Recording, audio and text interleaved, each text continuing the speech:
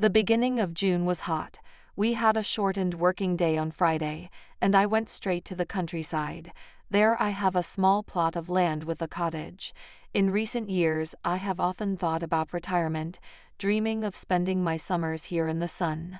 It's stuffy in the city, but here it's clean air and silence. I had just arrived and went straight to the vegetable garden to check on my plantings after the rains. While I was tending to my tomatoes, a voice behind me said, "Hi." I turned around and saw a young man about 25 years old, tanned, shirtless, and muscular. It was obvious he was working out. I was taken aback for a moment. We introduced ourselves. His name was Andrew. He had come to look at the house next door since he was going to buy it. We got to talking, and I couldn't help but notice the way he was looking at me.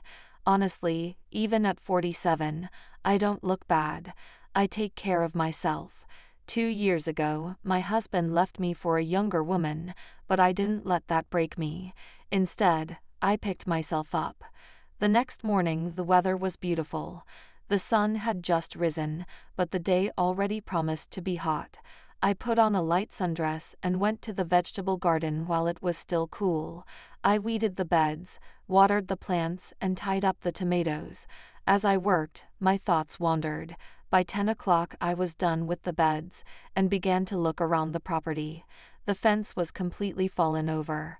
All spring I had been asking my son to fix it, but he kept putting it off. First work, then family. It was a difficult task for a single woman. As I stood there wondering what to do, I heard a familiar voice. "Tatiana, do you need help?" Standing at the gate was Andrei and smiling. I was surprised and felt a little awkward, but he insisted on helping. His strength and skill were evident as he worked on the fence. I stood nearby and handed him tools and materials when he asked for them. We talked while he worked. He told me that he came from out of town and worked for a construction company.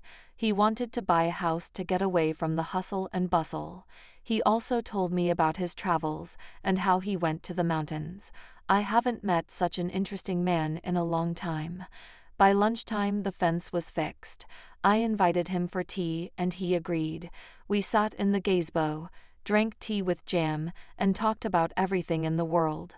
He asked about my life, and before I knew it, I was telling him about my marriage, divorce, and loneliness.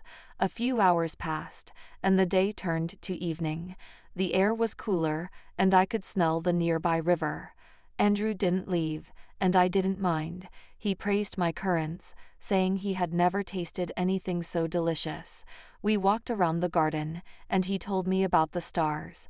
It turned out that he was interested in astronomy. He showed me the constellations and explained how to find them. It all felt so natural, as if it was meant to be.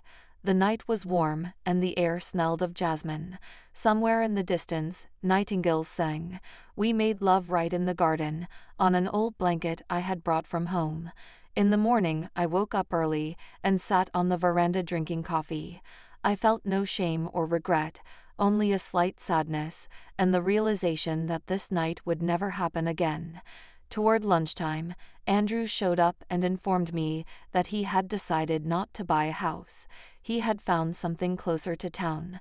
We said goodbye simply and quietly, without too many words or promises. I never saw him again. Now, as time passes, I often think back to that June day. It taught me that it is never too late to feel happy, never too late to start living again. And every spring the old apple trees blossom, reminding me of that one night when age was just a number and happiness was simple and accessible.